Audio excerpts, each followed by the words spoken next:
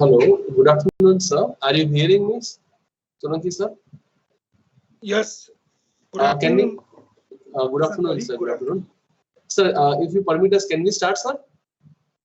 Yes, we can start. Just 1 minute, sir. Miss Munira, you may start the introduction of sir, please. Okay, sir. Good morning, everyone, and welcome to the second session of the day. In this session, Professor C.H. Solanki sir will deliver his expert lecture on soil investigation for foundation of structures. Dr. Solanki sir is a big name in the geotechnical field. Let me brief you about him. Professor Chandresh Solanki sir is senior professor in the civil engineering department at Sardar Vallabhbhai National Institute of Technology, Gujarat, and faculty member since 16th August 1991. Sir has guided more than 57 postgraduate dissertations and 20 PhD scholars. He is the present research supervisor of 7 ongoing PhD research scholars. Sir has published more than 180 research papers in reputed international and national journals and conferences. Sir has received the Shri M.S. Jain Biannual Award for Best Paper in IGC 2013. Professor Dinesh Mohan Award in IGC 2017 and the Distinguished Faculty Award for the Venus International Faculty Awards 2016. Sir has also received many Best Paper awards in many conferences. Professor Solanki sir has organized more than 20 national level events including STTPs, FDPs, conferences and seminars. He was the chairman of the Indian Geotechnical Conference 2019 Surat. Sir has been elected as member of Executive Committee IGS for the 3 terms. Sir worked as the Dean and Head of the Department at SVNIT Surat. Sir has published 9 books and edited proceedings. He has 30 years of teaching experience for undergraduate and postgraduate students. Now, without wasting any further time, I would like to invite a dynamic personality, Professor Dr. C.H. Solanki sir, to deliver the talk. Thank you, sir. Thank you, Professor Munira. And I am thankful to, may I audible to you? Completely audible, sir. Perfectly audible. I am thankful to Professor K.B. Parikh, Dr. Yogendra Tandel and their team for inviting me to meet you all participants here. This is the second program organized by Atal program organized by Professor Parikh and his team. I congratulate them also because very few institutes are being selected for this Atal program, and out of there your name of the Government Engineering College, Dawood, is there in it. So I congratulate the faculty members of this institute, and I also thank for the kind and elaborate introduction which has been prepared by your team. Thank you. May I share the slides? Definitely, sir.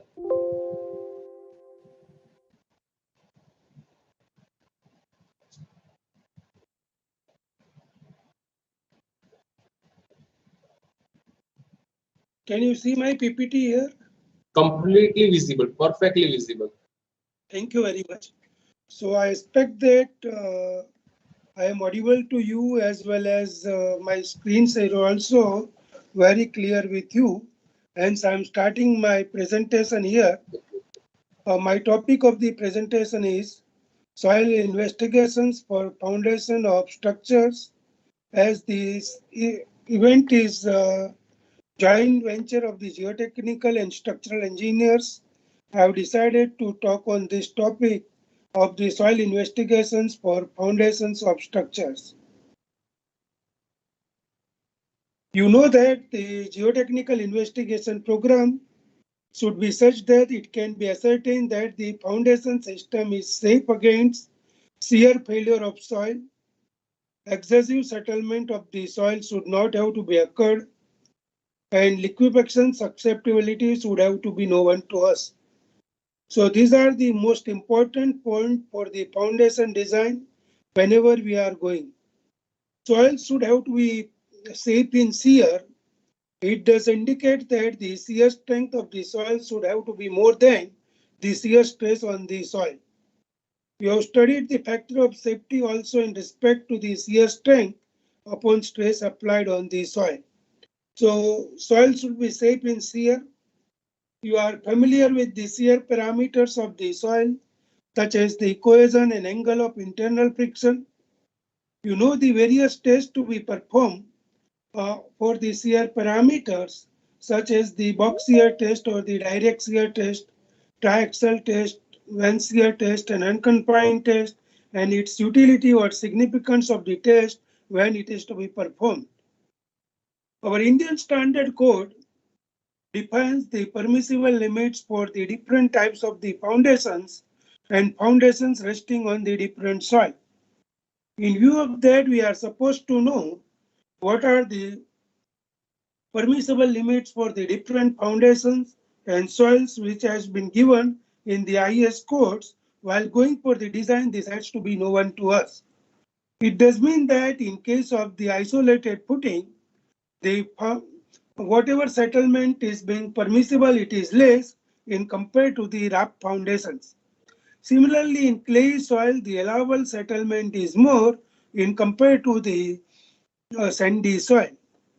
Liquefaction susceptibility is to be known to us, hence we can take care of the liquefaction of the soil if it is about to occur.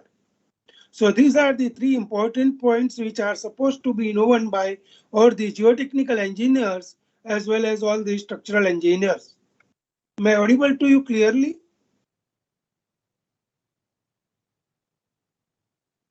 Okay, fine. Okay. Now I'm come to the next second slide. Whenever civil engineers are going for any project, they need to go for the geotechnical project sequences. These project sequences are site research, field reconnaissance, field exploration, laboratory investigations, geotechnical interpretations, analysis, and report of the exploration. Most of you are familiar with this methodology of the soil explorations. First, the engineers need to visit the site. They need to perform the experiments in the field. They need to collect the samples. They perform the experiments in the laboratory. The results obtained from the laboratory as well as field are to be correlated, and based on that, the final report of the geotechnical investigation has to be prepared.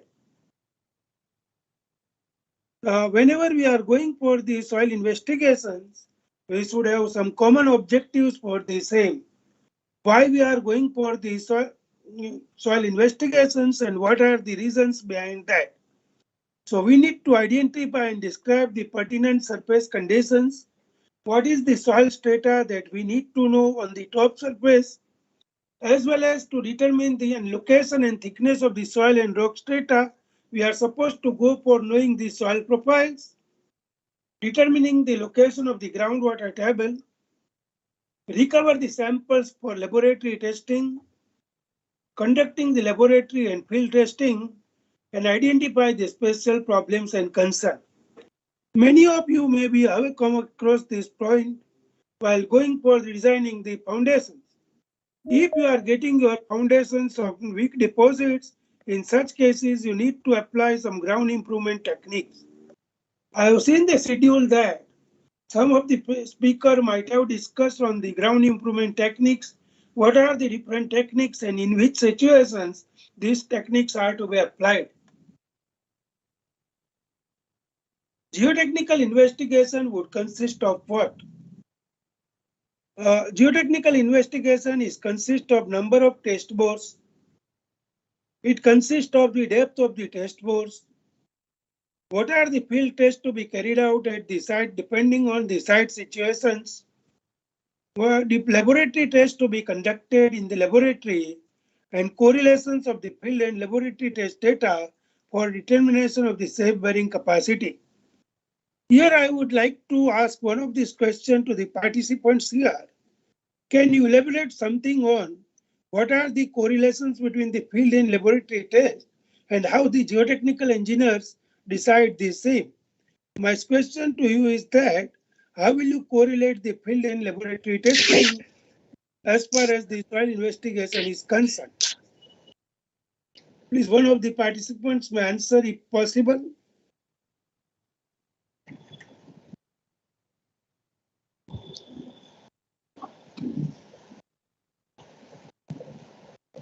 Participant can write down the chat box. They can interact. Otherwise, they can mute themselves. Okay, if participants are mute, I may not ask Dr. Yogendra. It's okay for me. Okay. Because I may not be able to see the chat box here because I'm working from iPad, so it may be difficult to go back once again. Thank you. Okay. No problem. Whenever the soil investigation has to be decided, one has to be known that how many borings you have to go for and how deep you will have to go for. This is the one of the important point in the soil investigations. How will you decide the number of borings? Decision of the number of borings is applicable to all the civil engineers for their projects.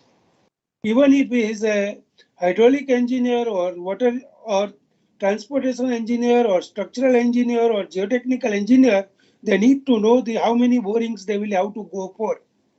Similarly, they will go for deep for the explorations. It is also being needed for them, and so some of the basic fundamentals would have to be known to them for deciding the number of borings and depth of the exploration. However, in the book of the Braja M. Das, it has been written that no hard and fast rule exists for determining the number of borings or the depth to which borings are to be advanced. However, we need to have some guidelines in our IS codes as well as the general guidelines for deciding the number of borings and depth of the borings. Preliminary, how will you decide the number of borings? It has been mentioned here in this slide. Conventional wisdom says that the number of borings will increase if soil variability is increases. If load is being increases for more critical and significant structures, number of borings are more. So number of bores will more in such cases where such situation arises. The thumb rule says that in case of the soft soil, generally the spacing between the two bores has been kept as 100 feet to 200 feet. Whereas in case of the harder strata, the may have to be kept up to the 500 feet. It does mean that your boring range is being in the range of 30 to 60 meter in case of the soft soil, whereas it may have to go up to 150 meter in case of the hard strata or the dense strata or the good strata.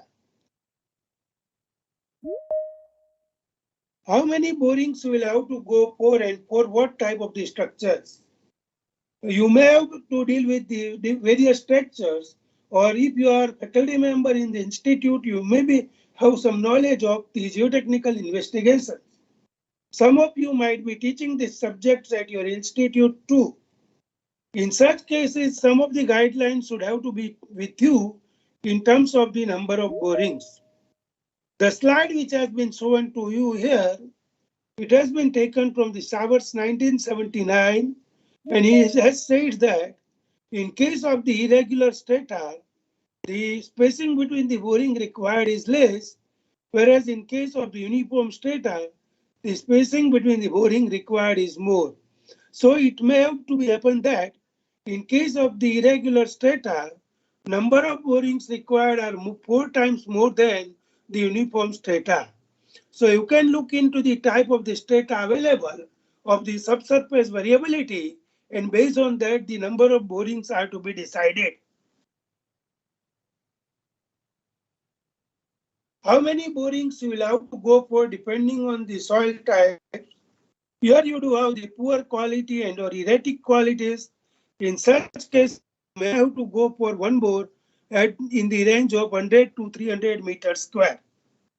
Whereas in the high quality and uniform soil means whenever you do have the sound strata, in such cases, even if you go for the one bore in the area of 300 to 1000 meters square, it works good for you.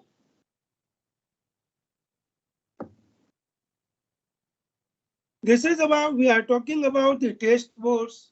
How will you decide the number of test bores and what we'll have to do in that?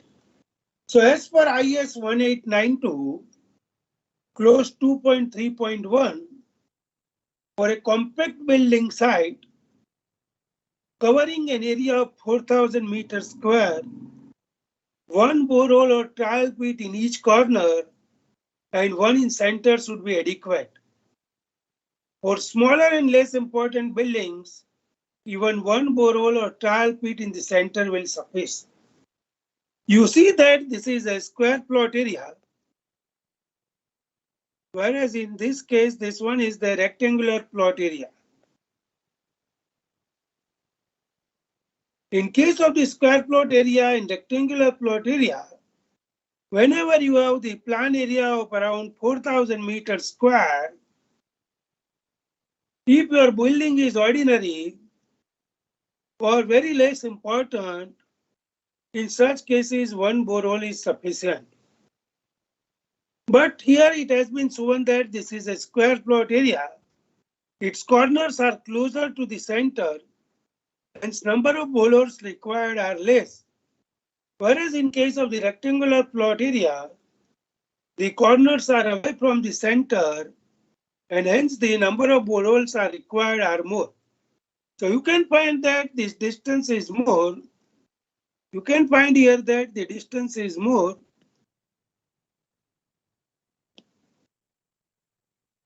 Hence, we'll have to go for the more number of boring. Whereas this distance does take care of the plot area, and hence the less number of boreholes may be sufficient. However, in case of the whenever the soil is heterogeneous, where the soil is not homogeneous, in such cases, instead of one borehole, which has to be go for the square plot area, you may have to go for the 3 boreholes instead of one borehole. This has to be increased to 3 boreholes because the soil is heterogeneous. Whereas in case of the rectangular borings, you may have to go for the 5 bores, even if your plot area is around 3000 meters square. However, for ordinary buildings, investigations can be limited to economize in money and time, and 2 test bores may be taken across the site. If highly variable strata are encountered, additional test bores may be taken. So you see that this building is an ordinary one. Investigations can be limited to minimize the economy, economy in terms of the money and time. In such cases, instead of 5 boreholes, here you have to go for 1 or 2 boreholes. But such risk you may take into the conditions whenever you have such situations. Now, what to do when area is to be investigated is large and plant layout is not finalized. The area may be divided into the grid of suitable size and test points taken on grid corners. You see that this is the plot area. This is the larger area. It has been divided into the different grids. You can see. We are finding out the number of grids. The test points are being marked here. In view of the structural layout has been finalized, these test points might have marked in view of wherever the column is heavily loaded or wherever the staircase has to be come or wherever the machinery, heavy machinery has to come. In view of that, the certain points are being marked for the bore lobes for this plot area, and you have to go accordingly the number of boreholes. So this has to be divided into the grids, mark the important points, find its locations, and go for the borings at that particular point. Dr. Yogendra? Or Dr. Yes, Nirav? yes, sir. Yes, sir. May I going okay? Yeah, okay. Everything is fine. Everything is fine in terms of voice, slides, Yeah, yes. presentations, everything? Yes, sir. Can you see the things what I write with the pen? Yes, it is visible. Fine. Okay. Fine. For various structures, the number of test points may be considered as under. This is in respect of the type of the structure and number of test bores. The lightweight utility structures like parking sheds, watchman cabin, wherever you do have the structures are not so important, you may go for minimum one test bore, or sometimes the trial pit is sufficient. You may not have to go for the entire boring, but even if you go for a trial pit, and then you can decide the depth of the foundations. Whereas some of the guidelines has been shown that for multi-story apartment or multi-story commercial buildings, you must go for at least 5 test bores. 5 test bores are being needed of the appropriate depth in view of the multi-story building or multi-story structures. Whereas in case of the bridges, you must go for at least one test bore at each abutment and each pier locations. So these are some of the guidelines given for the different structures and how many number of test bores you will have to go for the particular site. It has been mentioned here. This we have discussed about how will you decide the number of boreholes. Now we are coming to the depth of the test bore. The depth of test bore should extend up to a point at which the vertical stress due to the proposed structure is equal to or less than 10% of the original effective stress at the point before the structure is constructed. So you need to go up to a depth of the 10% of the original effective stress at the point before the structures. You might have studied about the pressure bulb in your study, right, and isobars things, which has been useful in computation of the foundation settlements. Normally, it should be 1.5 times of the width of the footing. So you are required to go up to 1.5 to 2 times of the width of the footing below the depth of the foundations, particularly whenever all the conditions are in your favor, means in favorable conditions. Whereas in case of the unfavorable conditions, you may have to go for more deeper than 1.5 to 2 times of the width of the foundations. Some of the guidelines are given in some literatures. How will you decide your depth of the borings for the different number of stories and anticipated depth of the foundations? However, it is also depends similarly on the types of the soils. In case of the good soil, you may have to go less deeper, or depth of the exploration is less. Whereas in case of the poor soil, the depth of the exploration is more. S indicates the number of stories and D indicates the anticipated depth of the foundation. If you want to go for a structure of 15 story, and you are anticipating your depth of the foundation is 3.5 meter, in such cases, depending on the type of the soil, you can decide how deep you will go for your foundation, for your explorations. Preliminary, for deep, how deep you will have to go for bridges. So boring depth is governed by various factors, including foundation type, foundation loads, etc., scouring depth, etc. Generally speaking, 50 feet to 80 feet is reasonable. But however, in addition to this, the local experience is useful. The geotechnical consultant, those who are familiar with the particular site, they may take some risk and they may go for the lesser depth. However, the geotechnical consultant, those who are not familiar with the particular site, they may have to go more deeper for the first bore and then they have to adjust. In addition to this, you need to see the nearby structures. When the nearby structures is being constructed and what is the existing condition of the structure, based on that you can have some guidelines for going for the depth of the explorations. Preliminary, we have seen that how many borings and how deep you will go for. Final engineering can be no better than the data upon which it is based. It does indicate that you should have your own data, you should have your own geotechnical report, you should have your own soil investigation report. The soil investigation report is beneficial to you both the ways.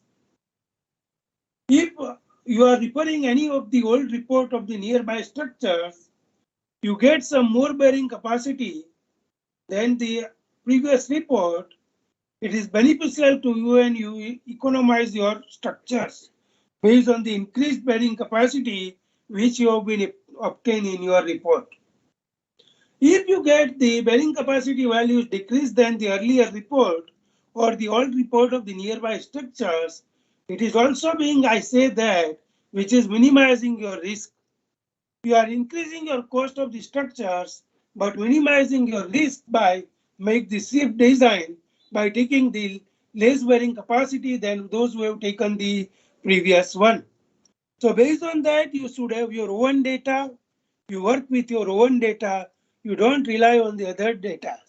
This has been taken from the George F. Traver, from the Introductory Soil Mechanics and Foundations and Geotechnical Engineering.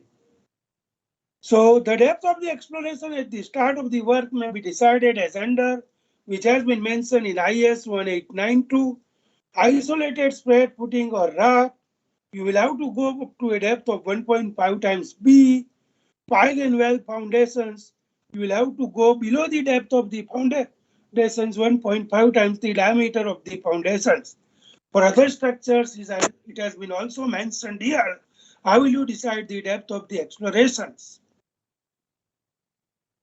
This we have been discussed about. What is the geotechnical investigations? What are its objectives? What is the sequence of the geotechnical investigation? How will you decide the depth of the exploration? How will you decide the number of borings? Some of the guidelines has been discussed by me here in this lecture to you. Now I'm going to the field test. What are the field tests to be performed in the soil, on the soil, and what are the results obtained from that? And how the results obtained from the field test are to be interpreted for your design, it has to be discussed by me. Yogendra, slide is clearly visible to you? Yes, sir, it is visible. Okay, fine. So the most widely used method of subsurface investigation is boring holes in the ground and simultaneously conducting the standard penetration test and collecting the undisturbed samples. You may be knowing in geotechnical engineering about the collection of the undisturbed samples as well as correction of the disturbed samples. You may have come across the name standard penetration test many times. Today I am going to discuss to you in detail about the interpretation of the standard penetration test. How the values obtained from the field N value how it has to be interpreted for the foundation design, it has to be discussed by me today in your class. However, sometimes due to the site constraint, time constraints, importance of the project, erratic subsurface data, or to supplement the data obtained from the test boards, additional field tests are required. You may have been aware of the various field tests to be performed. Some of the name of the field tests performed in the test boards are being mentioned here. This is the standard penetration test, undisturbed sample collection, Van shear test, for pressure meter test, and permeability test. So applications of the test has been mentioned in the next column of the test which has been written here. These tests are being very useful in conducting at the site, particularly for the different soils and in different situations. However, whenever you are going to collect the undisturbed samplings, you will have to more rely on the area ratio, inside clearance and outside clearance. You are supposed to know the values of this, and you need to check your values of this sampler for collecting the undisturbed samplings. We are going to discuss to you here about the standard penetration test interpretations, something about the Van shear test, and here we are going to discuss. Now, what are the tests to be performed in the trial pits? You can also collect the undisturbed samples from the trial pits. You can perform the plate load test on the trial pits. Some of you might not be aware of IS 5249. I request you to refer the IS 5249.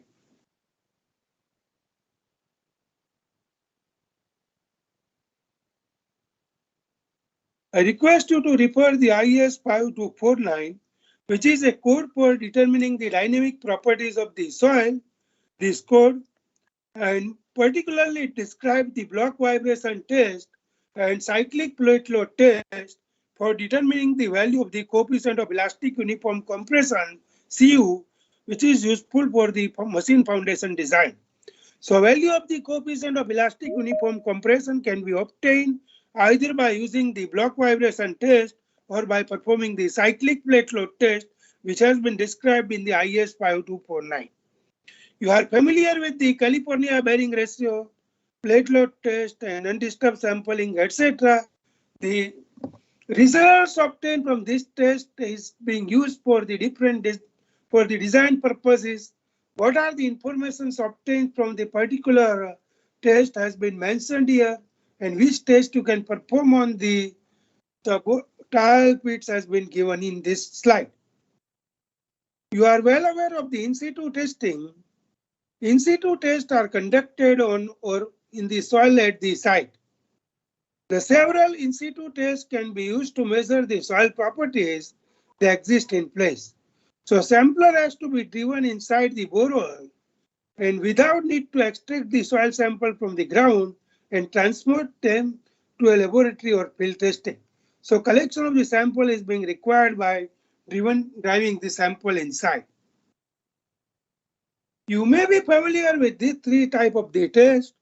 You do have the standard penetration test, which we are going to discuss in the detail here in this class. Cone penetration test, you do have the two cone penetration test. One is DCPT and another is SCPT. DCPT indicates the dynamic cone penetration test and SCPT indicates the static cone penetration test. Static cone penetration test is particularly useful in the deep foundations. Whenever you are going for particularly the pile foundations, this test is being useful.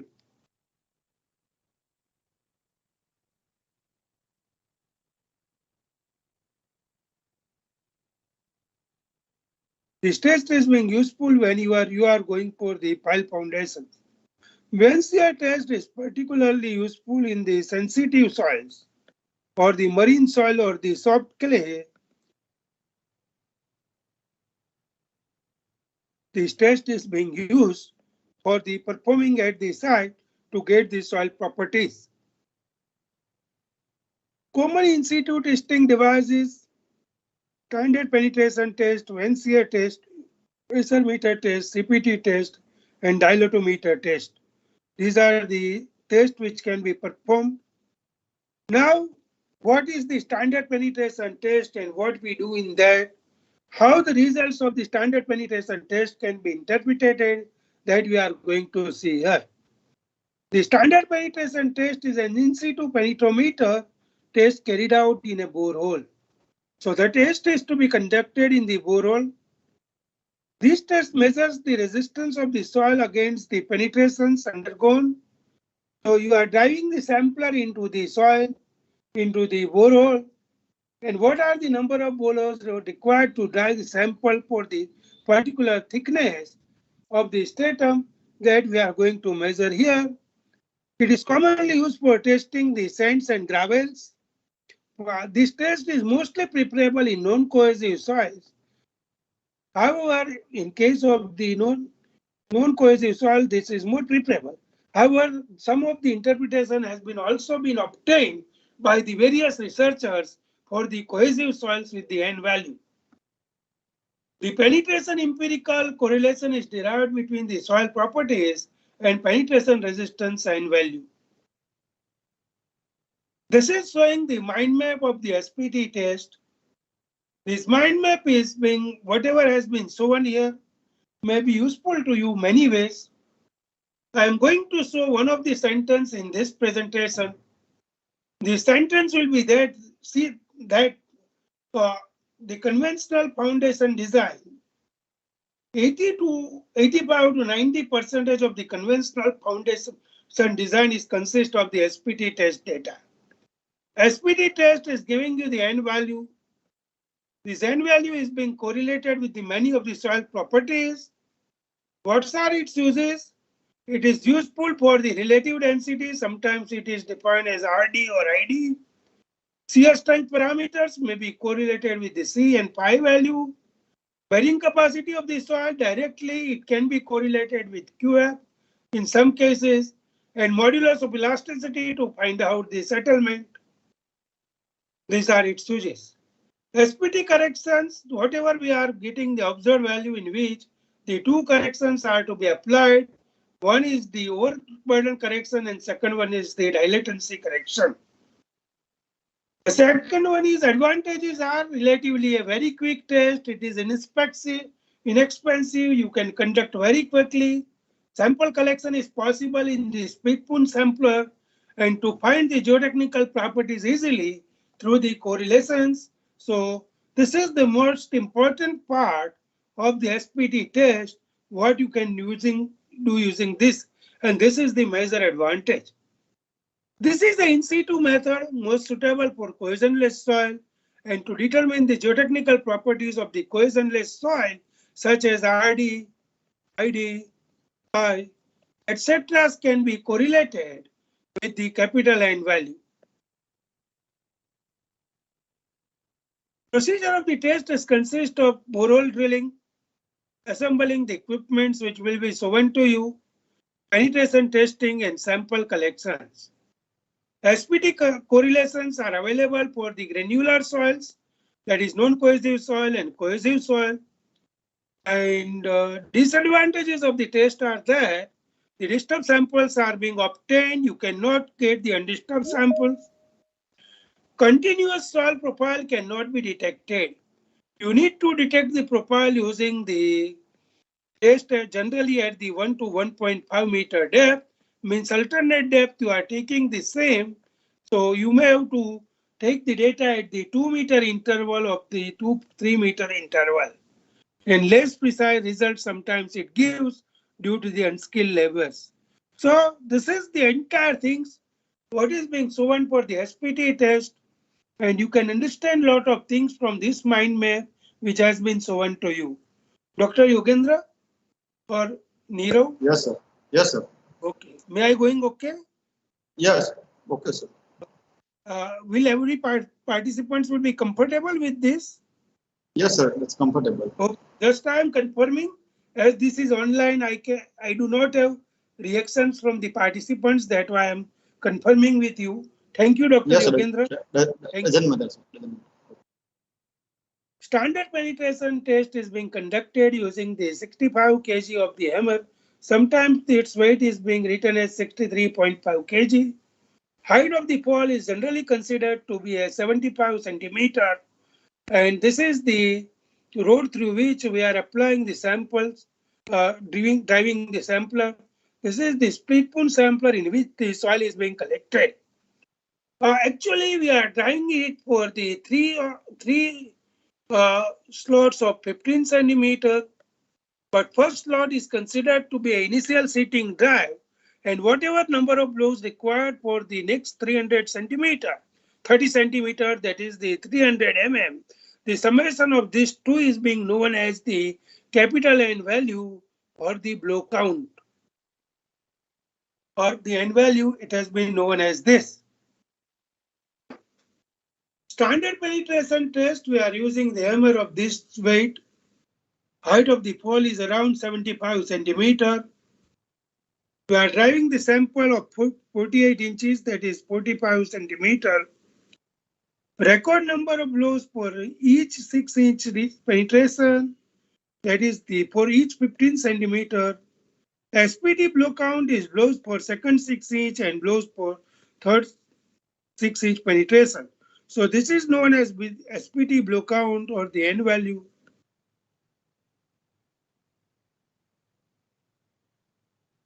Standard penetration test, mainly for granular soils, may not be reliable in clays. However, sometimes we have to use the data.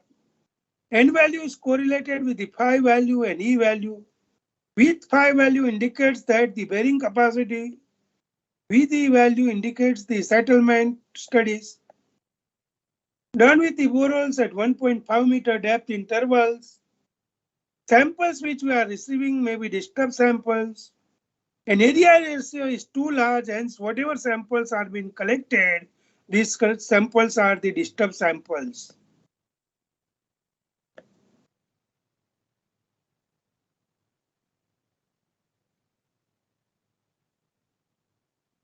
Standard blue split pun sampler. Here you do have the thick wall of 0.25 inch cylinder. Sampling tube is split along the length, hammered into the ground, and hammered into the ground. So this is the split pun sampler in which the soil sample is being collected. This is the diagram of the soil sample conducting the SPT test, which has to be conducted. You can see the entire diagram of conduction of the SPT test. This is a manual method of performance of the SPT test. The test is conducted in a borehole by means of the standard split pun sampler. Once the drilling is done to the desired depth, the drilling tool is removed and the sampler is placed inside the borehole. By means of the drop hammer of 63.5 kg hammer, mass falling through a height of 750 mm at the rate of 35 blows per minute, the sampler is driven into the soil. The number of blows of hammer requires a drive a depth of 150 mm counted. These things has been already discussed to you in the previous slides. Generally, in case of the soil investigations, whatever samples you are collected for the laboratory testing, the samples may be a disturbed sample or the undisturbed samples. Disturbed samples is being used for the mechanical analysis, such as the sieve analysis, hydrometer test, plasticity characteristics, such as liquid limit, plastic limit, shrinkage limit, water content determination, specific gravity determination, and the compaction test and other index properties. So these disturbed samples is being used for these properties of the soil, whereas the undisturbed sample is mainly used for the strength parameter and the compressibility parameters. The undisturbed sampling is being mainly used for these two things. Split pun sampler and below water table, how it has to be collected, it has been mentioned. It should be noted that the standard penetration test is currently most popular and economical means to obtain the subsurface information, both on land and offshore. It is estimated that 85 to 90% of the conventional foundation design is made during the standard penetration test, that is the N value. The N value has been used in correlation for unit weight gamma, relative density dr, internal friction phi, and undrained compressive strength Q. These parameters is particularly for the clay soil, and these two parameters are particularly for the non-cohesive soils.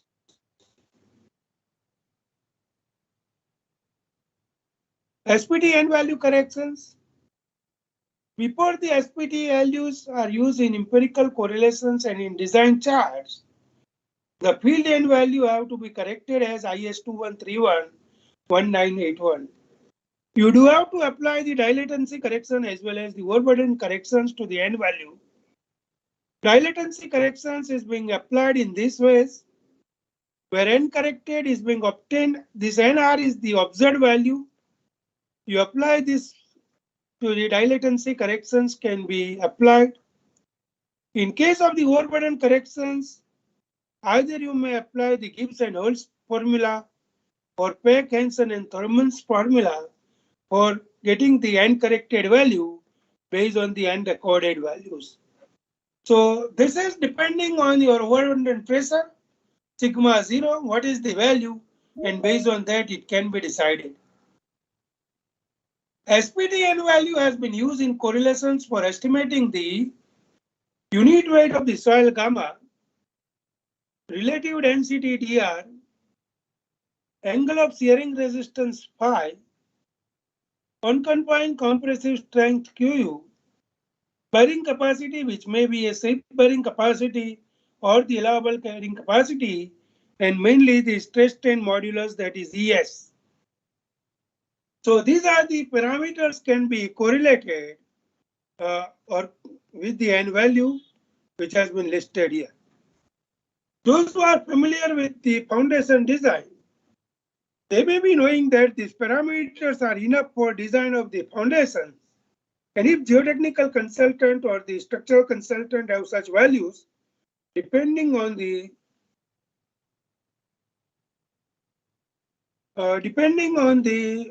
N value, we can obtain the same.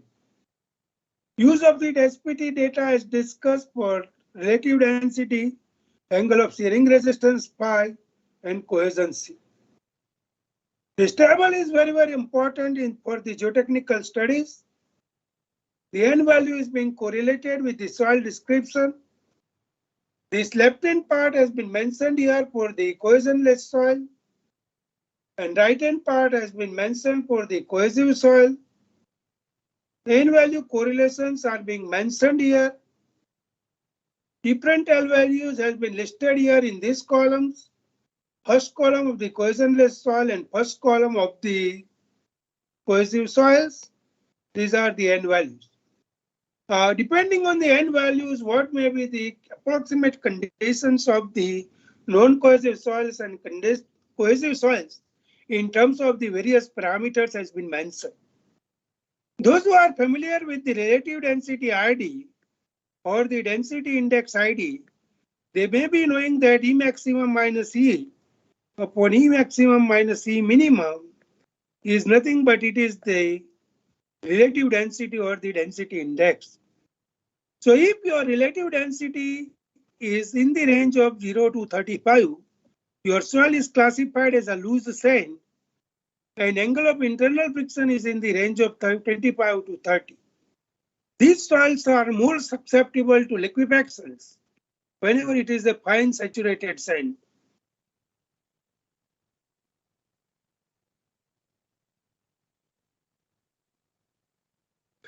These soils above 65 are less susceptible to liquefactions. So relative density can be correlated with the susceptibility of the liquefaction based on the data available or based on the N value available. Angle of internal friction is more important in case of determining the bearing capacity. As we are determining the bearing capacity factors such as NC, NQ, N gamma, etc. from the phi values for determining the bearing capacity of the soil. These are the bearing capacity factors, and hence this phi value is very, very important in determining the bearing capacity. You may come to know about whether the soil is loose or dense depending on the value of the N. However, you are required to have the proper classification of the soil is being needed. If you do not have the proper classification of the soil and you are correlating your N value with the same, you are misleading the data, or your design will mislead. In such cases, you must have the value with the soil classification. Soil type should have to be with you with the N value. In general, one of the equation is there for finding out the value of phi in correlation with the N value, that is phi is equal to 12 into root n plus 15. If you use this equation, you can get the approximate value of the angle of shearing resistance phi, and you keep your N value and you can find out the phi value, and hence depending on the phi value, you can find out the bearing capacity of the foundations. However, if N value stands for cohesionless soil or N value stands for the cohesive soil, the things are different. In such cases, loose sand, the N value 10 may have the bearing capacity around 100 kilonewton per meter square.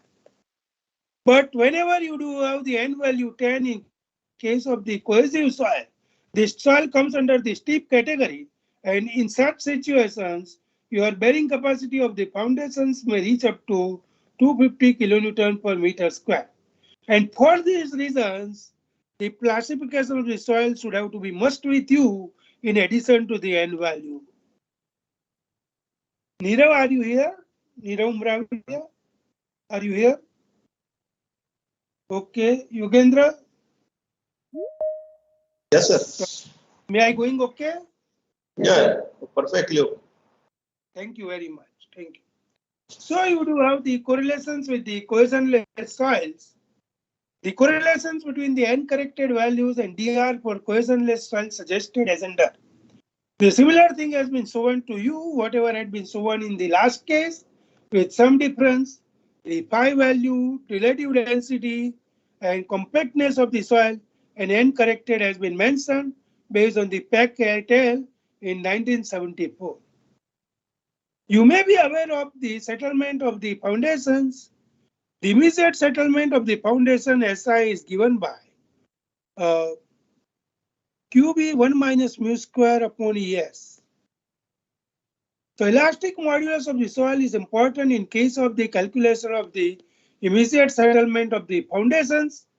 So for the different soils such as the clay, sand, and gravel, and in that also for sub-classifications, what may be the approximate value of the Young's modulus you can choose has been mentioned here in this slide.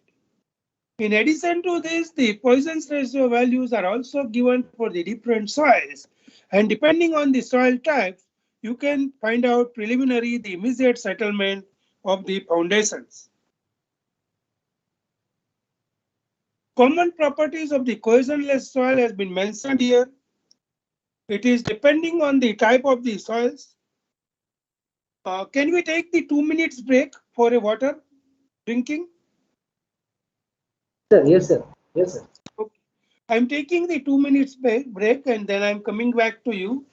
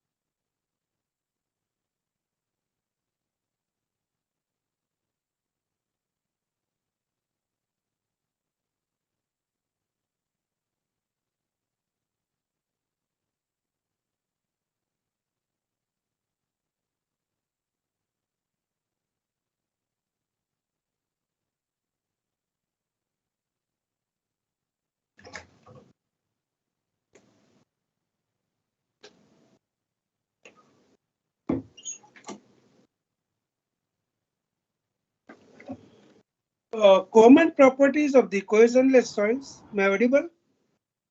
Yes, sir. Hello. Okay. Yes, sir. So depending on the soil types such as the GW, GP, SW, SP, SM, and ML, you may be knowing about the classification of the coarse grain soil. For classification of the coarse grain soil, you need to perform the soil sieve analysis as well as the plasticity characteristics such as the liquid limit and plastic limit of the soil.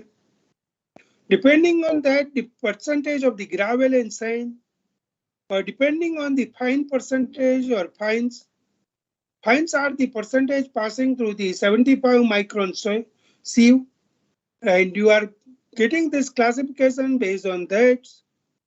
The compactness of these soils has been mentioned here. In respect to that, the relative density is being written here. N value has been written here for the particular soils. If you do have the dense gravel, well-graded gravel, its N value is 90, relative density is 75 or more. This indicates that the very good bearing capacity may be up to 350 to 400 kilonewton per meter square. This bearing capacity you can obtain here. However, if this is the situation, your DR is this bearing capacity of the soil may be less than 100 kilonewton per meter square. Similarly, what is the dry unit weight for the particular soil in gram per cc? It has been mentioned. You might have found that this one is the highest dry density which can be obtained in case of the well-graded gravels. Whereas the void ratio is 2 less. Here in this situation, the void ratio is 1 and that is more. And strength in terms of the phi value, if phi is equal to 40 degree, this may have more than 400 kilonewton per meter square too. This indicates that the common properties of the cohesionless soil in respect of the N value has been mentioned here in this chart. Merop has suggested the N60 value, that is for the 60% of the efficiency, depending on the overburden pressure and relative density. How you can find out the N60? Depending on the N60, you can find out the phi value, that is the, also you do have the another relations for N60, that is phi dash. This is the relationship between the phi and N value. You can observe here earlier we have seen that the angle of internal friction is 40 and its phi value is coming out to the standard penetration resistance is coming out to be nearly 50. This comes under the category of the dense to very dense sand. And if you do have this range of the angle of internal friction, it comes under the loose or very loose sand. So this is the relation between the phi and N value, which has been given in IS 6403. The ultimate net bearing capacity shall be calculated. You are familiar with the Terzaghi's bearing capacity equation. CNC plus gamma D NQ plus 0.5 gamma B N gamma. These are the extension of that only, considering the shape factor, depth factor, inclination of load factor, etc. W dash is the position of effect of the position of the water table has been there in the bearing capacity calculation. As we have been discussed that this test is mainly useful for the cohesionless soils. However, its use is also there for determining the unconfined compressive strength QU.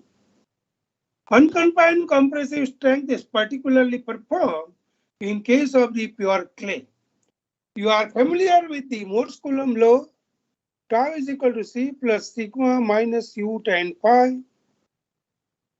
And you are also familiar with sigma 1 is equal to sigma 3 n pi plus 2c root n pi, where n pi is equal to 10 square 45 pi by 2.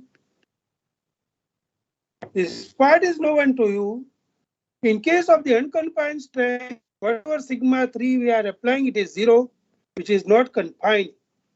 And we do have the sigma 1 is equal to 2c root n phi. Phi, here in our case, the phi is 0 for pure clay. So this value has to be 1. 10 square 45 is 1. So sigma 1 is equal to 2c. And by that way, Q is equal to 2c. So cohesion can be obtained by Qu by 2. So once you obtain the cohesion, you can apply the Scampton's equation of the bearing capacity in general, C and C, Q and F, where you can add the shape factors 1 plus 0.2 BIL, 1 plus 0.2 D by B, and likewise you can use these equations of the Scamptons, put the value of C, and find out the bearing capacity of the foundations. Here you do have the N60 values. You do have the undrained cohesion C. What will be the consistency of the soil? And while going for the visual identification or obtaining the sample at the site, how will you check the same soil has been mentioned here? So for different values of this one, 0 to 2, Cu value is this, and likewise it has been mentioned. Whenever you do have the very steep soil or a steep soil, the consistency index of the soil IC is 1 or more than that. You can check it. IC is being determined by WL minus W upon IP. You can determine accordingly. Now you do have the next slide is the how you are correlating the Cu value with the N value. It has been mentioned. Cu value with the OCR with the N value, how it has been correlated, it has been mentioned.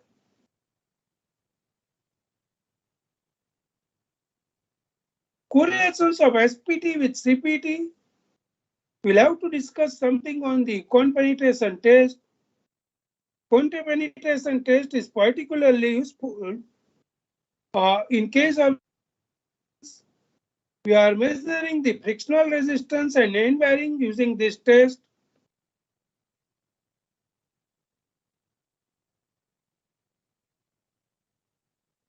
So how do you correlate the value of the CPT test which you are obtaining the QC, that is the cone resistance, with the N value? It has been mentioned here. It is 0.4 times in MPa, and QC value is being correlated here. And that's why how this soil you can be correlated with the N corrected, it has been also mentioned. In case of the static cone penetration test, we are using the mechanical cone or other cones. This is the cone arrangement. Tapered sleeve to eliminate the cone friction and keep out of the gap formed when cone is pushed or pushing separately measures the skin resistance developed.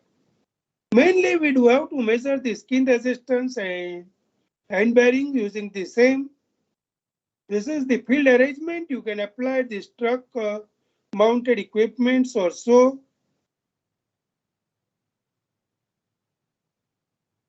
This is CPT truck. The test is being performed here. We are measuring the cone resistance QC and sleeve resistance FSC. This is also known as the frictional resistance.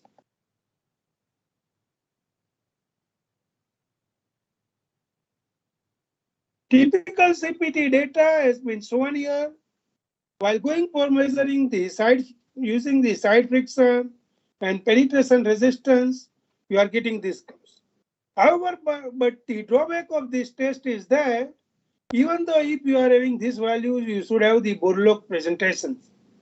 If you are having Borlaug, you can come to know about the type of the soil and you can interpret the results.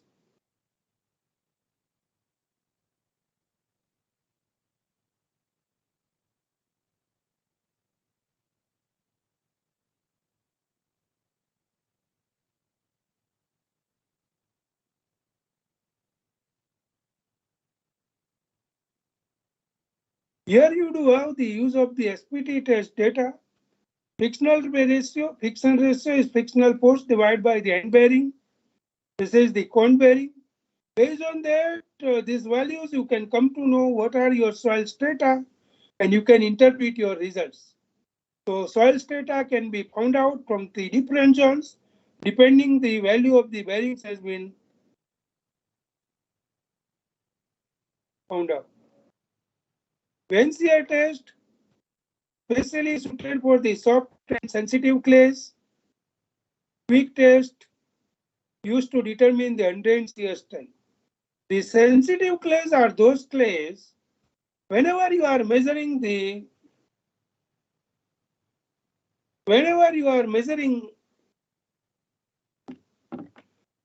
the soil strength in case of the undisturbed samples and the remolded samples, whatever ratio you are getting, based on that you are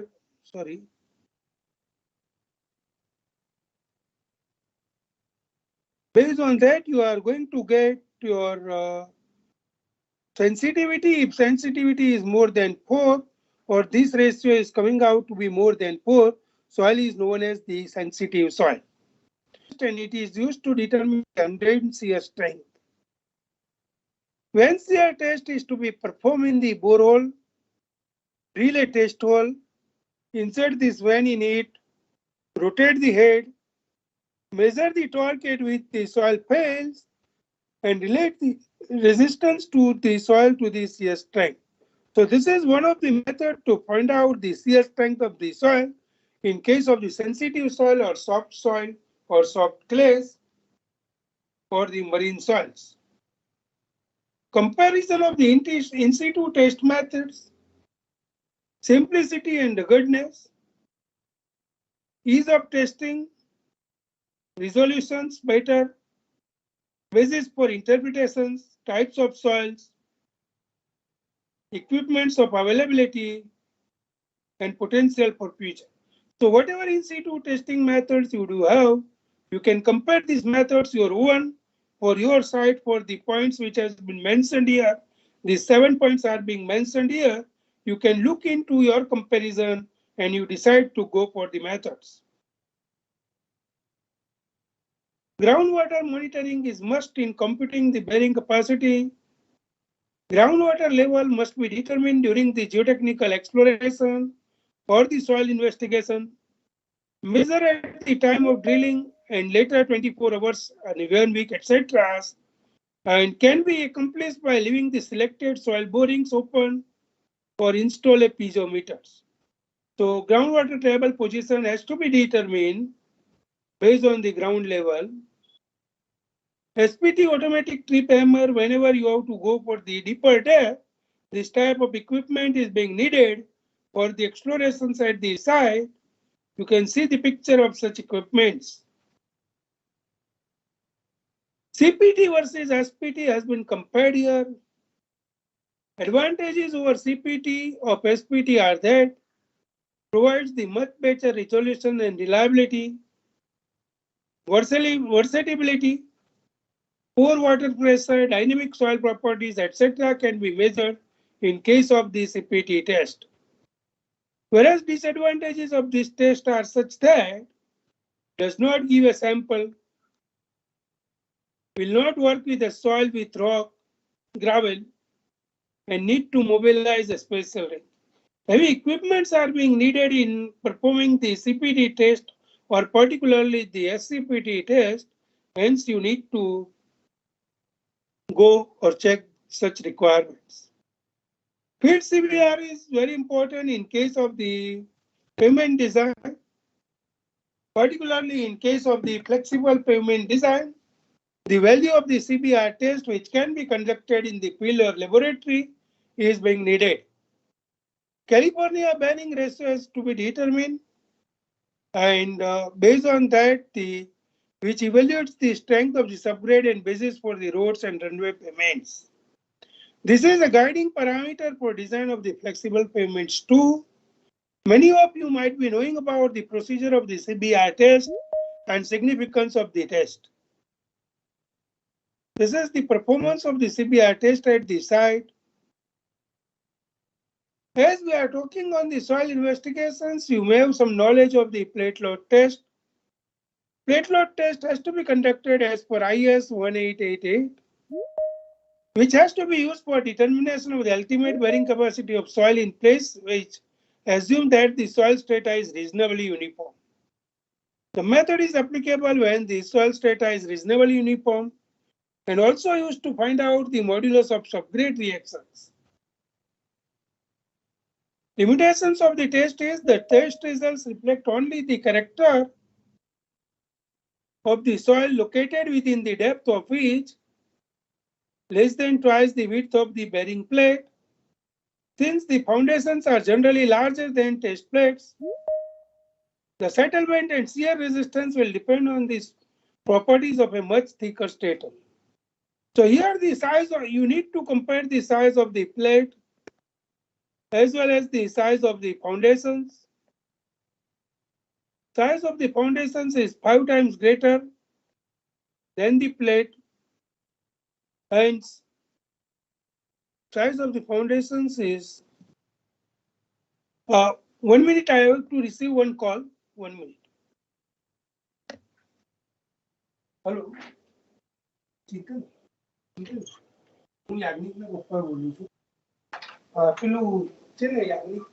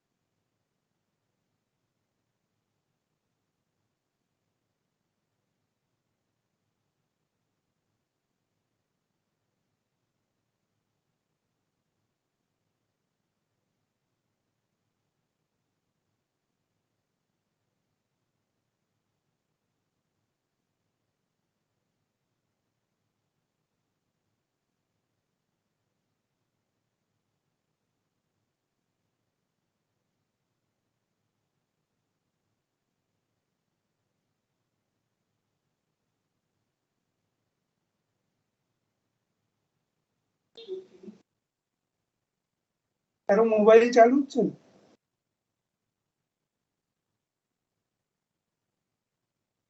કેટલા કલાકનું છે travelling?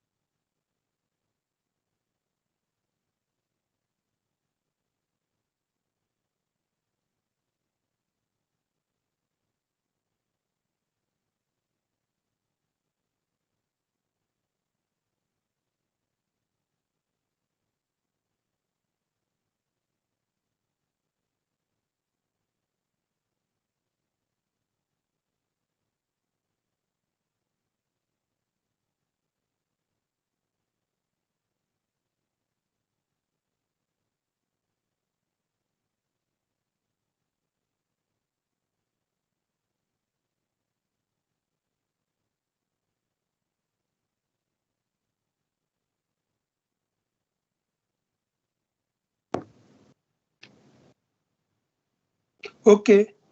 Can you see my slide? May I audible to you also?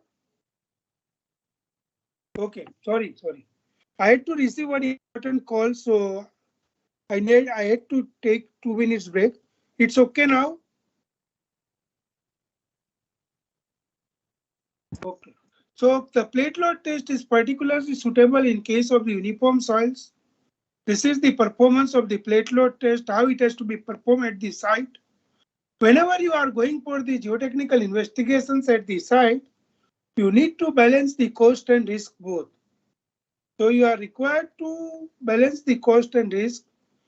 The scope of a subsurface exploration for any particular site is a difficult problem which is closely linked with the relative cost of the investigation and the project for which it is undertaken. So you need to look into the types of the projects. You need to look into the budget. You need to look into both cost and risk. For very important project, you can not take any risk. For ordinary projects, you can take some risk and you can minimize the cost. Now you are familiar with the various laboratory tests too. You may be knowing about the various laboratory tests which has been mentioned here. Moisture content, unit weight, sieve analysis, Atterberg limits, compaction, hydraulic conductivity, consolidation, direct shear, triaxial test, and unconfined compression. So these are the laboratory tests which can be conducted at the laboratory for the different samples. You may be aware of this test. Whatever test we are doing in the laboratory and whatever the soil mechanics you have been studied, you know that in the first chapter you have studied the weight volume relationships, in which you have been studied the moisture content, density.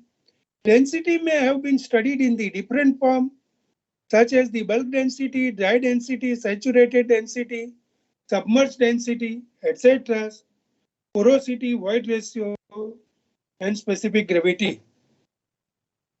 Classification and in-volume relationships, classification and pressure computation, parameters used to represent the relative volume of solids in given volume of soil mass, and volume computations. Plasticity characteristics are the liquid limit, plastic limit, liquidity index, consistency index, shrinkage index, and activity number. So you know that these limits are very important in classification of the soil, in identifying whether the soil is swelling or not, soil is expansive or not. Depending on the mineralogy, the activity number is being found out, which is a percentage of the particle less than 2 micron upon IP. What will be the field behavior of the soil? It can be judged based on this value.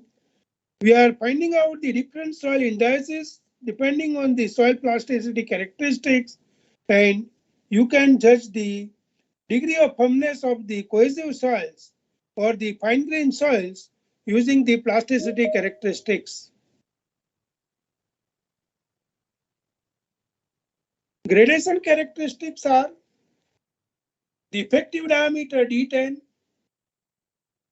classification, permeability, filter design, percentage grain size D15, 30, D50, 60, 85, classification and filter design.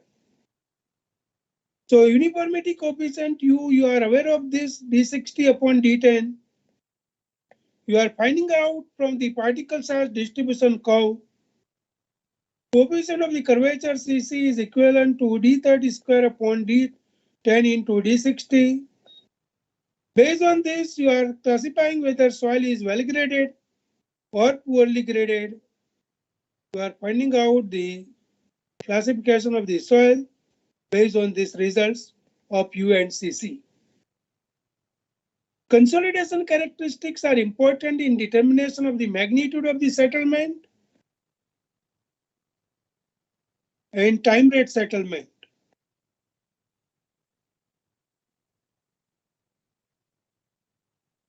Magnitude of the settlement can be determined using the compressor index Cc or coefficient of the volume change. Using the combination of Cc and Cr, we are finding out the magnitude of the settlement. Whereas for determination of the time rate settlement, we are required to find out the coefficient of the consolidation Cv. How long will it take to settle? It has to be determined from the value of the coefficient of the consolidation. MV value is particularly useful for the over-consolidated soil, and these values are particularly useful for the normally consolidated soil. CV value is for the time rate settlement. You are knowing about the square root time fitting method or log time fitting method from which the CV value is being obtained, and hence the time rate settlement or time required for the foundation of the settlement is being found out.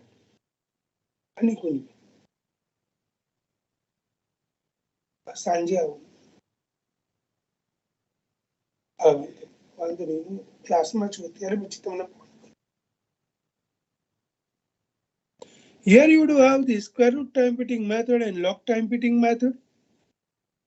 Strength characteristics are very important in determining the shear parameters.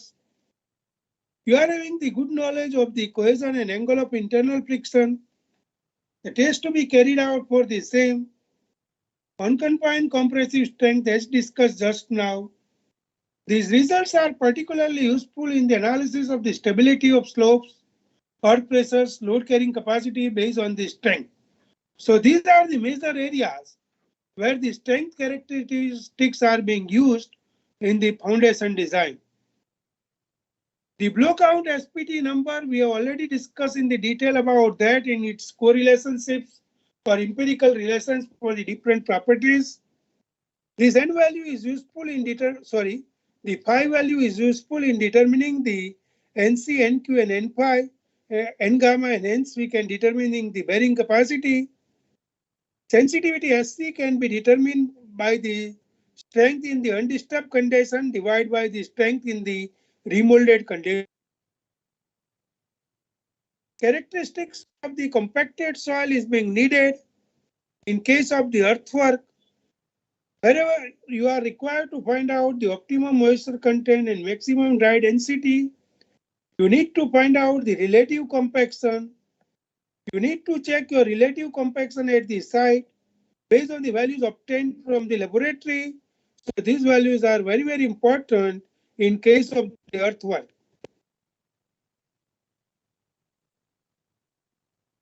Scope for the informations, log of boring, soil test boring records you are keeping, test pit records you are keeping. Data included in the borings are the field data as well as the laboratory data. Your sounding tests are there. You do have the dynamic cone penetration test, static cone penetration test, electrical resistivity, etc. Some of the laboratory tests, which are the field dry density, field moisture content, particle size distribution, you are very familiar with this all. Consistency limits, where you are determining the liquid limit and plastic limit of the soil, and you are finding out the various soil indices. Shrinkage limit also. You are classifying the soil on the basis of the A-line chart. This is known as the A-line chart or the Casagrande's A-line for classification of the fine grained soil. These fine grained soils are being divided into three types: low, high, and medium compressibility. If indicates the C, that is the cohesive soil. If indicates the M, then it is the silty soil. Specific gravity has to be determined in the laboratory and CPI parameters. This is the triaxial compression test results can be used. Sigma 1 is equal to sigma 3 n pi plus 2c root n pi. You can apply for number of samples tested, and hence you can get the C and pi value. Swelling parameters are on the basis of the plasticity characteristic of the soil. In addition to this, free soil index and swelling pressure test has to be known to us. Now, in determining the SPC based on the shear criteria, or that is, you do have the two options, general shear failure and local shear failure. You may be familiar with these two types of the failures, in which soil it occurs and how the data is to be interpreted for finding out the bearing capacity in case of the general shear failure and local shear failure. In case of the general shear failure, we are taking the full parameters of C and phi, whereas in case of the local shear failure, we are using the dash parameters in case of the C and phi for finding out the bearing capacity. In case of the extension as per the IS code IS 6403, you do have, these are the bearing capacity equations. This is considered to be a shape factor, depth factor, and inclination of the load factor. And you do have the water table correction factors too.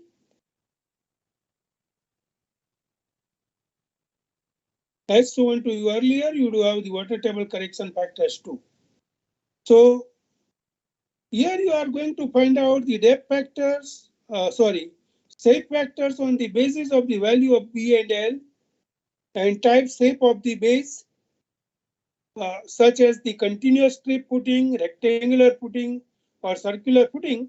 How will you consider the shape factor? It has been shown here. As far as the depth factors are concerned, this is equal to these values, and inclination of the factors. Alpha is that inclination of the load with the vertical, that is alpha. Effect of the water table has been calculated on the basis of its position below the base of the footing as well as below the 1.5 times the width of the footing. These values are being computed. This is about the bore log presentation. Whatever we have been discussed here, here you do have this is the first part of the bore log.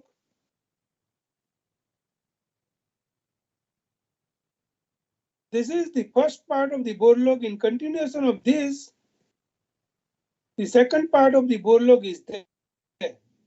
This first part of the bore log indicates the field data. Field data includes the depth up to which the exploration has been done. What is the visual inspection of the soil?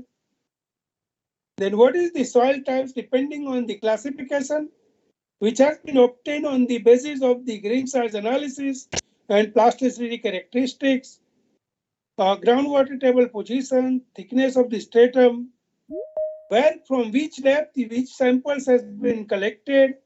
You have disturbed samples, undisturbed samples, and standard penetration test numbers. You can find out here the depth in meter. These are the N values at the particular depth. These are the N values at the particular depth.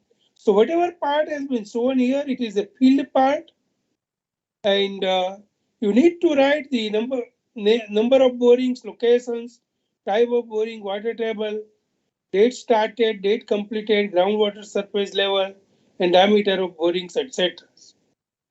And this is the second part of the borehole. Mainly is consist of the laboratory results.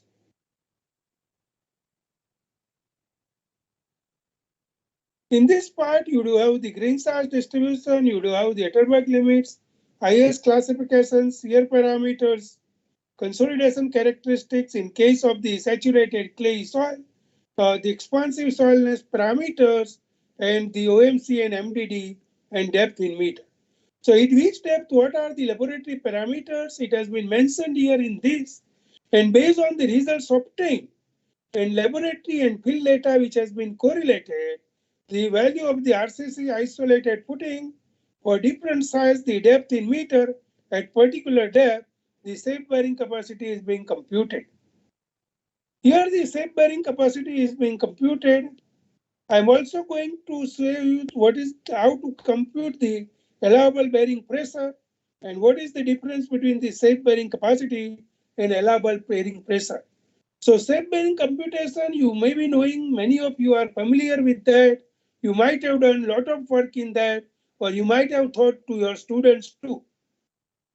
The conclusion of this is that Information regarding type of the structure and total loads coming on the foundation should be given to the agency carrying out the geotechnical investigation so that the depth of the exploration may be modified during the course of investigations. If sufficient bearing capacity is not available at the required depth or estimated depth, number of test bores should be adequate to get a horizontal distance as well as the vertical profile of the subsoil strata.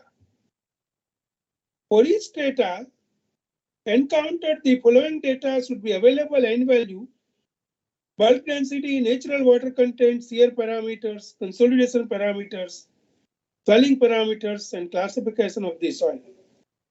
Undisturbed samples and SPT should be staggered in test bores. If SPT is conducted at 1 meter depth in test bore BH1, then undisturbed samples shall be collected at a 1 meter depth in test bore BH2 and so forth.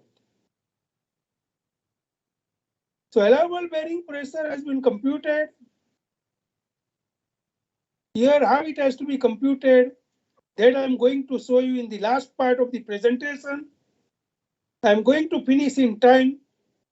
This one is the last part of the presentation, that is the computation of the allowable bearing pressure. Am I going okay, Dr. Yogendra? Sir, perfectly okay, sir. No issue. Okay, fine, Parikh, sir, fine. Thank you, sir. So, how to calculate the allowable bearing pressure?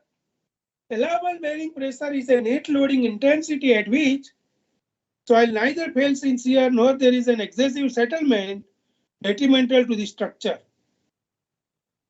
So, in industrial building in central India, 3-story structures,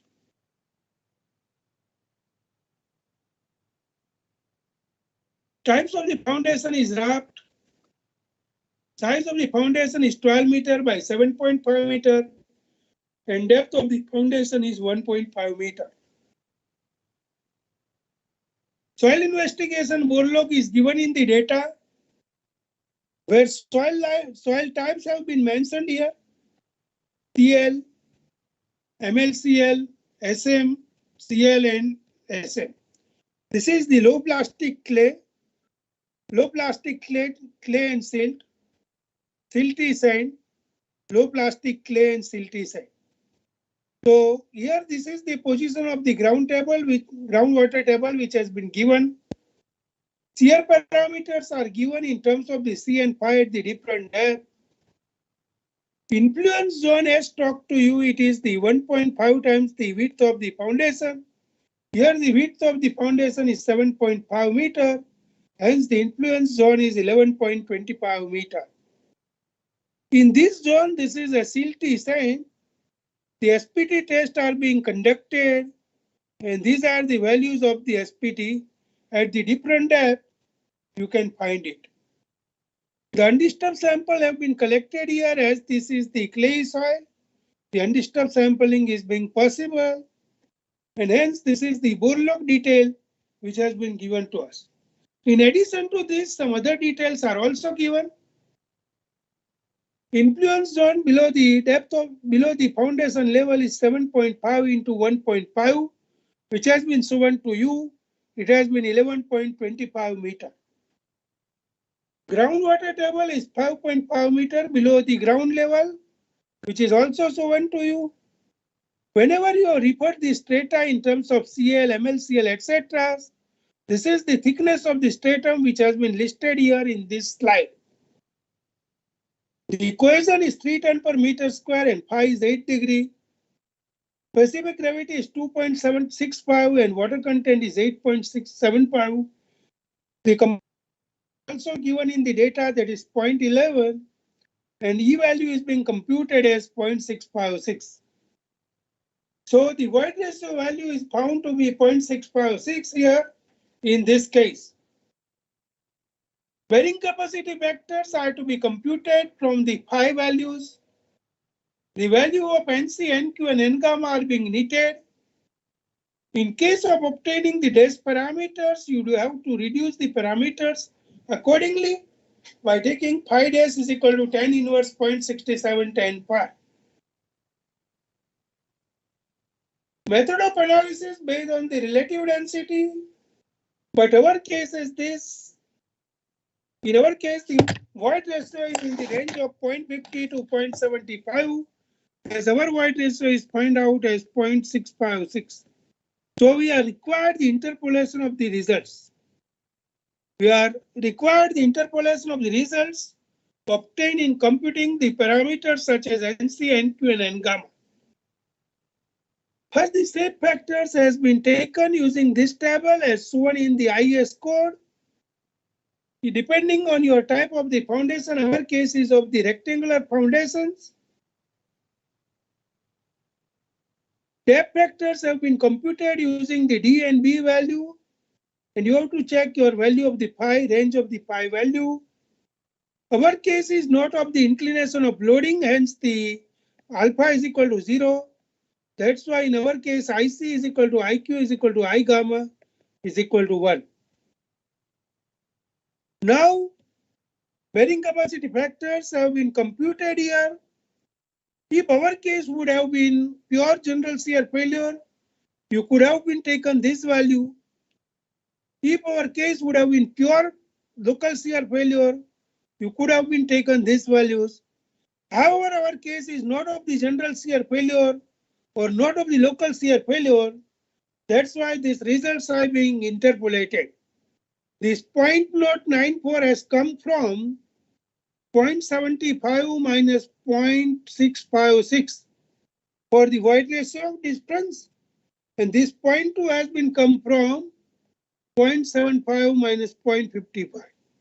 So these values have been come from and it has been interpolated, and values of the NC, NQ, and N gamma, the value of the interpolated values have been found as NC is equal to 7.09, NQ is equal to 1.86, and N gamma is equal to 0.70.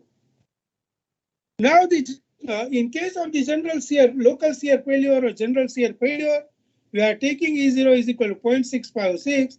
This is the case of the intermediate positions. Taking this, keeping the values in the equations, you are getting that the net ultimate bearing capacity is being obtained as 20.34 kiloton per meter square. With a factor of safety 2.5, it has to become as QS is equal to 10.14 ton per meter square. So here you are very well knowing about determination of the safe bearing capacity. But as I talk to you, we are going to discuss about the allowable bearing pressure and how it is to be determined. And because this takes only care of the shear failure does not occur. Shear failure does not occur if you are taking this value in the consideration. But what to do for the consideration of the settlement and how it is being considered, that is the important part of this presentation, which I am taking in the last few minutes. Settlement computation criteria, you might have studied the different methods in the topic of the stress distribution of soil. A load placed on a soil mass causes a stress changes within the soil below. The stress distribution sigma z due to a concentrated load Q on the soil surface can be computed using Cohesionless equation sigma z is equal to Q upon z square upon 3 upon 2 pi. This equation are familiar with this. Numeric chart is the another method for computation of the stress distribution, and influence factor is another method for computation of the stress distribution. In our study, we are using the influence factor for computation of the stress distribution and settlement of the foundation. So settlement computation table in terms of the influence factor, where you are required to get the value of M and value of N. Value of M is nothing but it is equal to 2Z by B, and value of N is nothing but it is equal to L by B. Z is the center of the thickness of the stratum from the ground. P is the width of the foundation, L is length of the foundations. Likewise, whatever values you are going to get here, or L by B is equal to 2 and M is equal to 1.2, you may have 0.727 likewise. So this table is being used for taking the stress distribution computation. Now stress distribution curve for our bore log has been drawn here. Depending on the overburden pressure, this line is showing the existing overburden pressure line. This line which has been drawn here, it is the existing overburden pressure line. This bore log has been divided into the different layers, such as layer number 1, 2, 3, 4, 5, and 6. 1, 2, 3, 4, 5, and 6. These are the 6 layers. The influence zone is this 11.25 meter. Depth of the water table is 1.5 meter, which has been mentioned from the ground level. And these are the various layers which has been given in this bore log. So excessive stress intensity computation delta P is to be done at the center of the clay stratum, looking to the Z values. So for the first layer, your Z value is 0.5. For the second layer, you may have the Z value different because you have to reach to the thickness of the stratum. This is the width of the foundation, and hence this one is the M value. The influence factor is being found out as 0.991 for the first case, and hence the incremental stress at the center of the flush stratum has been computed, which is multiplied with the SPC, and this has been computed, and it is found out as 10.05 ton per meter square. So incremental stress is being computed here in terms of delta P1, and it is found out as 10.05 ton per meter square. Similarly, we have 6 or 7 layers, and for each layer, by finding out such incremental stress, the values of the settlement is being computed. As you know that this incremental stress has to be used in determining the consolidation settlement HCC upon 1 plus E0 log 10 sigma 0 plus delta sigma upon sigma 0. So this is nothing but whatever we have been found here, that is delta P1. Similarly, for each layer, you will have to compute such settlement wherever the clay layers are there, and you may have to make the summation of each layers, settlement of each layers, and you are going to find out the settlement of the foundations. Delta P at the center of the second strip. This is the center of the second strip. Delta P, this distance is 2 meter. And so you have 2 meter, 2 into 2 meter divided by 7.5. L by B is here.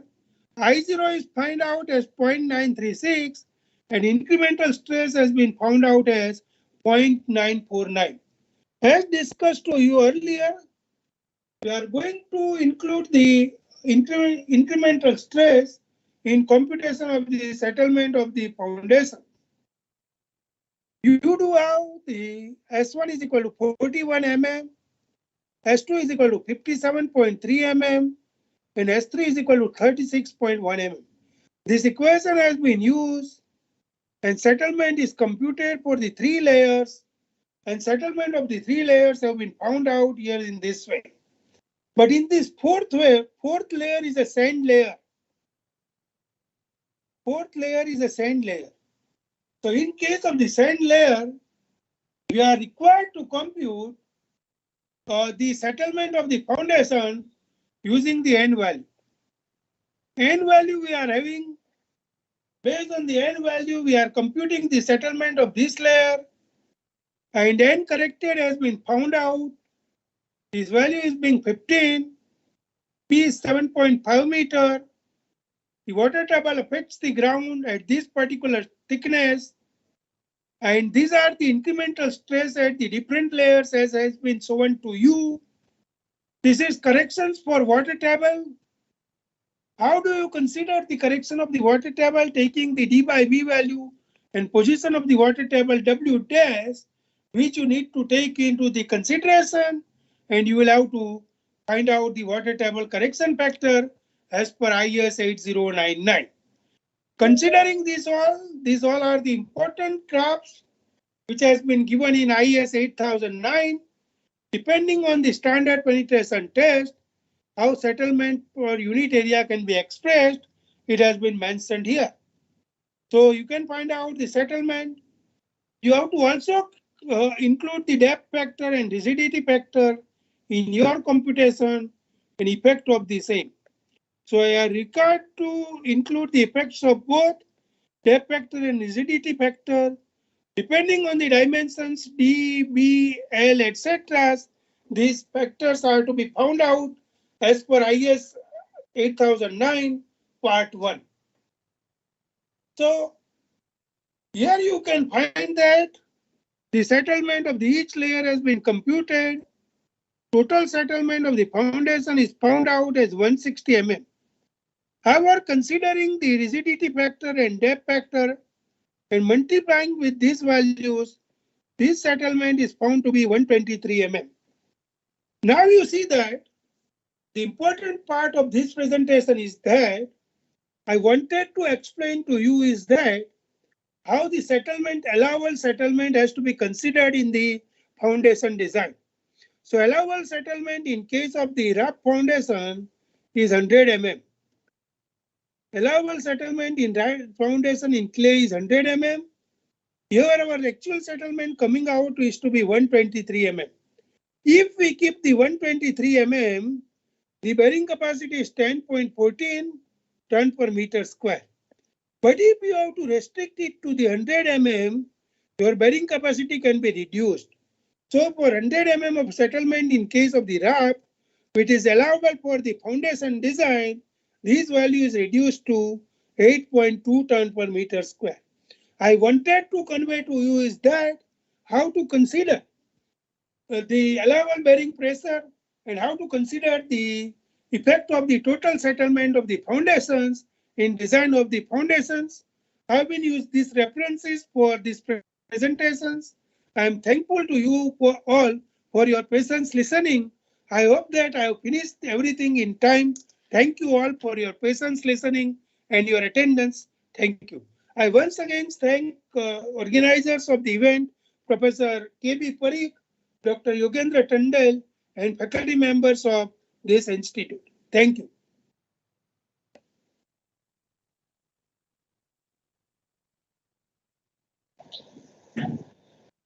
Participants, if you have any question, they can write in the chat box, so we can discuss with sir.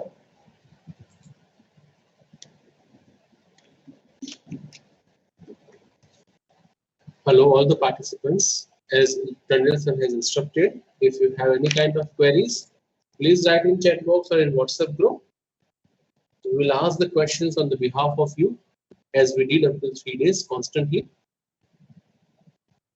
And I'm thankful to Solanki sir to give a precious time, constantly speaking on the topic of this. I'm thankful to you, sir. Thank you, Dr. Parikh. Thank you for inviting me. It is my pleasure to meet you all on this platform. So this is the one of the platform that we can meet us very easily, sir. Is it right, sir? Yes, yes, yes. Dr. Parikh, I assume that I have finished everything in time. Yes, definitely, sir. In well, it was very good. You have managed everything, sir. And presentation might have been useful to the participants too. Definitely, sir. Definitely. So it is kindly requested send the PDF of the PPT so that we can share the same thing to the participants. I will send the PDF of the same to you. No okay, problem. Sir. Sure, sure, sure. Okay. Okay. Thank you. Thank you. So just 1 minute. Let us wait for at least 1 minute so that if some participants wants to ask any questions, we can ask them, sir. Only for 1 minute. Okay.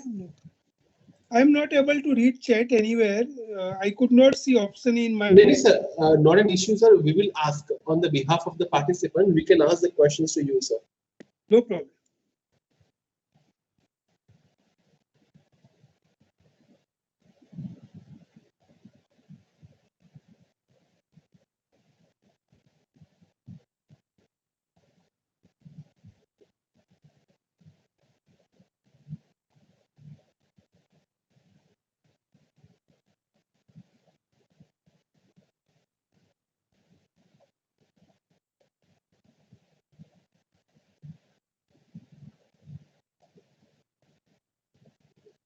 So there is no questions from the participant in the chat box as well as in WhatsApp group. So finally, on the behalf of the participants, on the behalf of the Government Engineering College Dahod, on behalf of the Applied Mechanics Department, I am thankful to you to spare your precious time and give the valuable knowledge to us. And really that we have gained the knowledge from this particular aspect of it. Thank you, sir. Thank you. Thank you. Sir, now you may Thank you. relieve. Okay. Thank you. Okay, sir. You may relieve, sir, from this one. Thank you. Okay, sir. Now, all the participants, it is kindly requested that that we have a last session today at 3:30 to 5:30, which will be taken care by Professor N.B. Umraria, sir. So that will be a break for half an hour. There is one also another instruction, which is an important instruction, that tomorrow is the last day. And as per the schedule which has been received, that is the instructions or the guidelines from the AICT Atal, there are two sessions will be there. The first session, which is of specifically a technical one, and the second session, which is on the stress, effectiveness of stress mental side, or maybe it is on the yoga. Like that, there will be one session additional. Is that is the second session, and the last, that is the thing. But our final validatory portion that will be conducted within 10 to 15 minutes. Now, there are certain instructions which has been given or guidelines given by the AICT. As per that, we have to arrange one quiz. That quiz, which has been MCQ type of the 50 questions, which will be floated tomorrow morning. Tomorrow morning, Dr. Tandil sir, he will put this link on the WhatsApp group. As per your convenience, you will fill it out, so that after completion of the second lecture or after completion of the valedictory, I can get marks. Your presence is there with me. So that presence and marks I have to upload on the AICT Atal portal. Along with that, tomorrow, possibility tomorrow, there will be a feedback form link. The particular will be pop up in your Atal login. I don't have to give you any kind of feedback form. The feedback has to be taken care by the AICT Atal. So you have to open that one. You have to fill it out. So the three different procedures has to follow. I have to enter the presence. I have to enter the marks, and you have to go for the feedback form. If the three has been done, then within the 24 hours working, maybe the extremely 2 days, your certificate will be generated. In these circumstances, if you have any doubt, we have a WhatsApp group. Till the faculty fraternity, till the participant get a certificate, we will keep this WhatsApp group remain as it is, so that if you have any kind of query related to certificate, you can raise to us and we can solve our best over here. Right? Thank you. We will meet at 3:30 today.